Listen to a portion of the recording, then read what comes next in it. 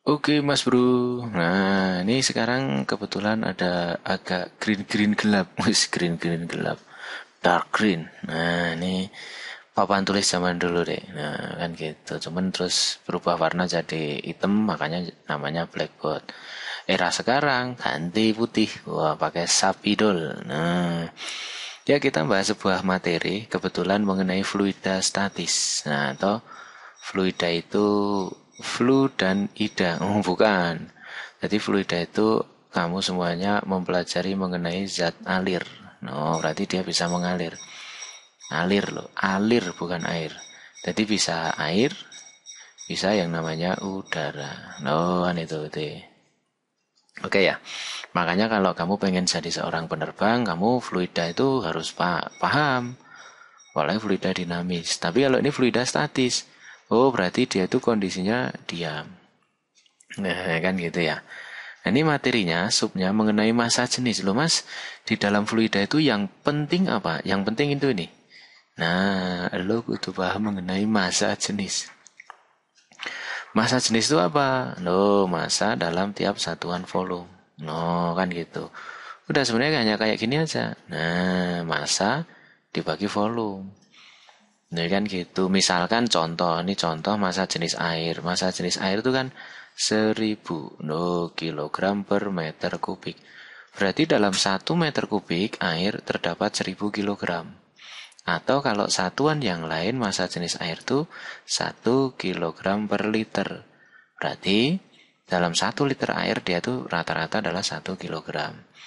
Ini kan gitu. Rho itu M per V. Loh mas, ketika saya belajar mengenai fluida, selain mengenai massa jenis, yang paling penting adalah apa? Mengenai tekanan. Nah, kan gitu. Mengenai yang namanya tekanan. Jadi gini, pengertiannya tekanan itu apa? Tekanan itu adalah gaya yang diterima dalam tiap satuan luas. Oh, kan itu. Gaya dalam tiap satuan luas. Nah, kan itu ya. Maka biasanya satuannya tekanan Newton per meter kuadrat. Nah, atau biasanya dinamakan dengan Pascal. Nah, Pascal. Nah, kan gitu. Bisa dipahami ya. Kuncinya seperti itu. Atau ada juga tekanan satuannya ATM, atmosfer. Nah, kan gitu. Nah, satu ATM rata-rata berapa? Satu ATM rata-rata 1 kali 10⁻⁵ Newton per meter kuadrat. Atau ada yang nulis 1,013. Kan gitu. Itu 1,01. Nah, ini pendekatannya ke angka 1. Nah, kan gitu. Tadi yang kita belajar mengenai tekanan. Oke ya. Nah, kan gitu.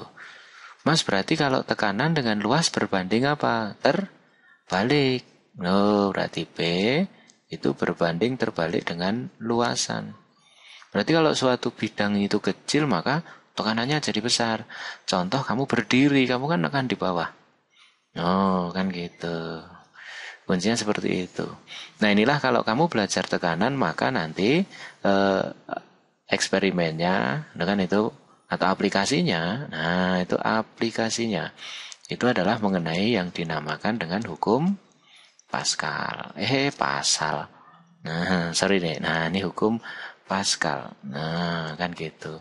Jadi gini, biasanya hukum Pascal itu adalah kamu belajar mengenai bejana yang berhubungan. Oh, kan gitu.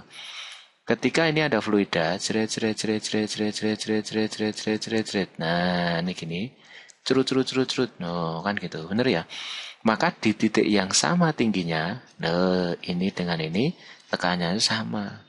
Berarti nanti tekanannya yang di sebelah kiri sama dengan tekanannya yang di sebelah kanan. Kalau ini ya berarti yang di sini.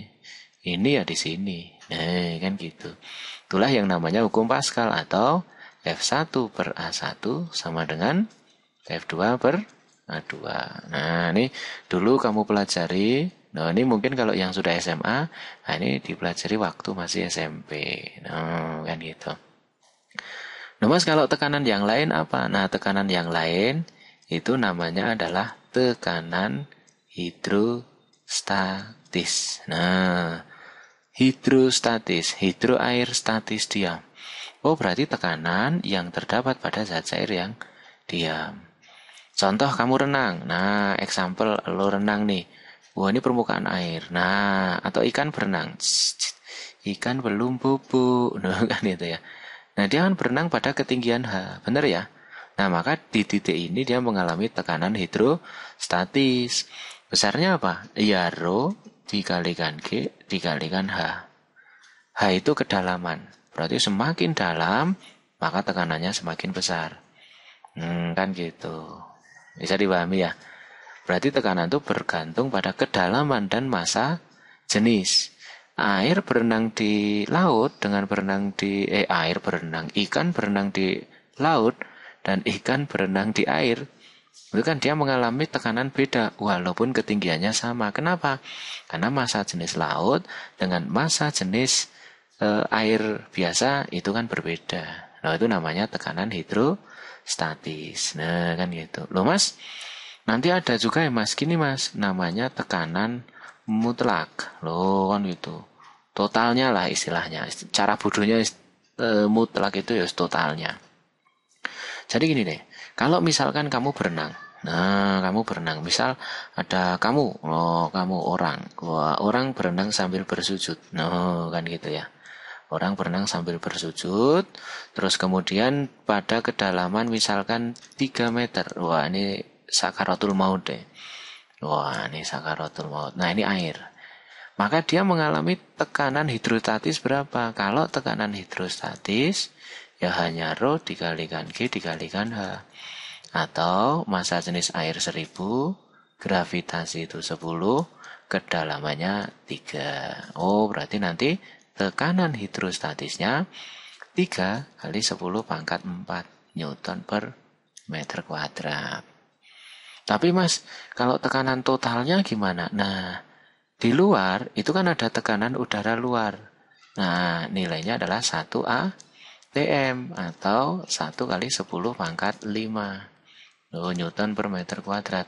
Nah, berarti kalau misalkan kamu mau mencari tekanan totalnya, berarti orang itu kan mengalami 2 tekanan. 1 tekanan udara luar ditambah tekanan hidrostatisnya.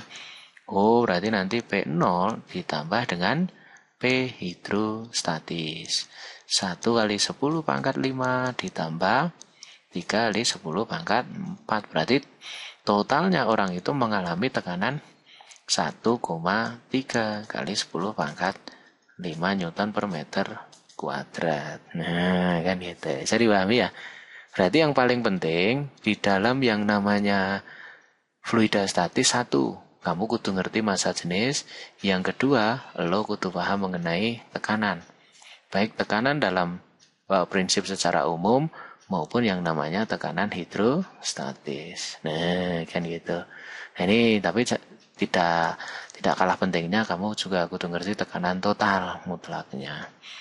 Oke, semoga dengan pembahasan ini lo semuanya jadi tahu apa sih yang dimaksud dengan massa jenis dan tekanan.